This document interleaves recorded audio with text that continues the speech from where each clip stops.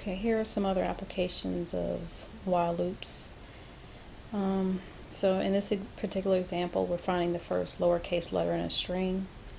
So first thing we're going to do is, well, we have two control variables, found and position, that are controlling the loop. So we're going to set found to false. And the character ch, we're going to set it to initial value of a question mark. Remember, characters, they're single quotes around characters. It's just a single character. Is declared as a char type. And then we have in position equal to 0. So while not found, what we're looking for is not found, and the position is less than str, which is our string dot length. So as long as position is less than the length of the string, then we're going to execute the statements inside the loop. And inside the loop, what we're doing is seeing what the character at a particular position, what the character is at a particular position of the string, and we're setting that equal to ch variable. And then we're seeing if the ch variable is a lowercase letter, then we're going to set found to true because we found our first lowercase letter. Otherwise, we're going to increment position. Okay, add 1 to position. And we'll go up here, so as long as we haven't found it, and the position is less than the length of the string, or it's not the end of the position, then we're going to loop. Once we found our lowercase letter, then found will be set to true, and we come up here, not found, so not true will be false, and just one of these has to be false because this is an and for the entire thing to be false. So then we'll end the while loop. The other case where we're in the while loop is when the position is equal to the length of the string, or we've reached the end of the string. Okay, so this is the algorithm or code for finding the first lowercase letter. There's also an algorithm for prompting until a match is found. So what you can do is keep asking the user to enter a positive value less than 100 until the user provides a correct input. So what we do is we're going to have a valid Boolean variable. Boolean variables can only be set to true or false. So there can only be two values, either true or false. So initially we're going to set valid to false, and then we're going to declare input variable as double. While, okay, valid, not valid, which means that while valid is false, because not false is true, while valid is false, then we're going to loop. And we're going to ask the user to enter a positive value, less than 100. They're going to enter a value, a double type, so assign it to input, assign it to input variable. If input is greater than 0 and input is less than 100, because that's the range of valid values, when input is greater than 0 and less than 100, then valid is true, it's a valid value. Otherwise, we want to display invalid input. So if it's a valid value, then we want to stop looping. Okay, we want to continuously ask them for to enter a positive value as long as we don't have a valid value. But once we do have a valid value between 0 and 100, once we have a valid value between 0 and 100, we want to stop looping. But until we do, then we want to continue to loop and prompt and ask the user for a new value. So that's how that works. And there's also the code for comparing adjacent values. So the user will enter a sequence of inputs.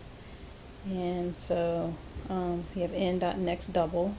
So you're reading in a double value assigned to input, while what's being read in, there is a next value that's being read in, has next double. That method basically just checks to see if there's a next value. While there's a next value, then input is previous. Okay, so we assign previous to input, and then we set input to a new value here. So if previous is equal to the previous value or previous input, so if the current input is equal to the previous input, then we want to display duplicate input. Okay, and as long as we have an X value, we'll continue looping. Once we run out of numbers, then we'll stop looping. So that's how that works. Okay, then there's processing input with Sentinel value. A Sentinel value is basically like a flag. It can be used for indicating the end of a data set. So a good Sentinel value is a Q for quit. Poor Sentinels are 0 and -1 because those could actually be valid numeric values. So you want to use something that is uncommon for a valid value. So Q would be a good Sentinel. So here we're going to print enter value Q to quit. We're reading in a string, assigning it to input. If the input, we're going to ignore the case. Dot equals ignore case means if input is equal to this parameter without regard for the case of it, doesn't matter if it's upper or lower case. If that's equal, then we're done. Okay, there's going to be a statement in here to say that we're done. Otherwise, we're going to read in another double value. And so that's a Sentinel value to check to see if the user entered a Q to indicate they want to quit. Okay, sometimes termination condition of a loop can only be evaluated in the middle of the loop, then introduce a Boolean variable to control the loop. So we have Boolean done equal false, while not done. So while done is false, because not false is true. So while done is false, we're going to print the prompt or the question, read in the input, assign it to input variable. If end of the input is indicated, that condition, then done is true. So then we can set that from false to true. And then when it comes back up here, it'll stop looping. Otherwise, if the end of input has not been reached, then it'll just process the input and it'll continue looping until the end of the input has been reached. And then it'll change the Boolean value of that done variable to true, so then you'll stop looping. Okay, here's a DataAnalyzer class. We have a scanner object because we're reading something in. DataSet data equal new DataSet. So we're actually creating a DataSet object. So we'll look at the DataSet class in the next couple of slides. Boolean done is false. Okay, so not false is true. So we can initially go inside the loop because not done is false. Initial value of done is false. Enter a value Q to quit. Reads in a string, assigns the input. If input is equal to ignore case capital Q, then it's done. Otherwise, we're going to read in a double value, assign it to X, and then add it to our data. Invoke the add method from our DataSet class. Invoke that, pass the X value of X to that add method from that DataSet class. And then we're going to print the average and the maximum. So our DataSet class is here. We have our DataSet class, public class DataSet. Then we have our instance variables, sum, maximum, and count. So we have our constructor here. So public DataSet. Constructors don't have return type and are the same name of the class. So we know it's a constructor. We initialize our instance variable, sum, maximum, and count, all to 0. And then here's our add method that we invoked on our data object. So add, and then we pass we passed it up here.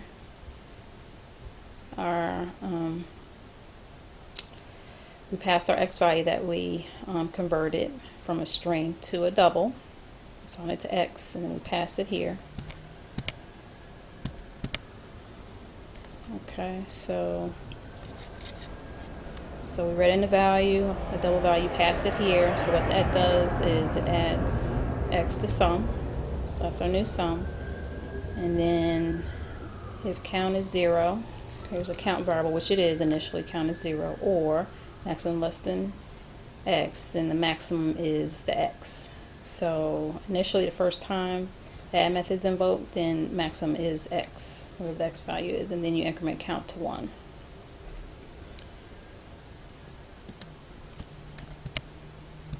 Okay, so that's how that add method works. And then after the add method is done, then it's going to get the average.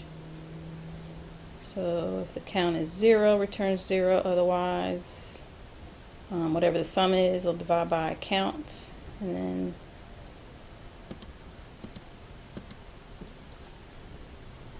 that's what that does. That get average returns the average. I don't see the return statement here. It should have a return statement and get average. Anyway, so get average will should return the average. There should be a return statement in there, and then get maximum is here, and it just returns the maximum.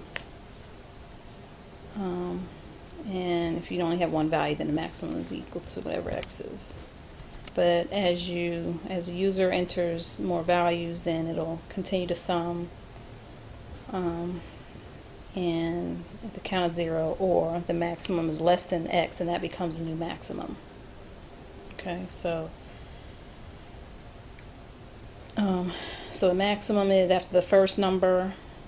That's the maximum, and it compares to the second number, the x that gets read in, which is the second number.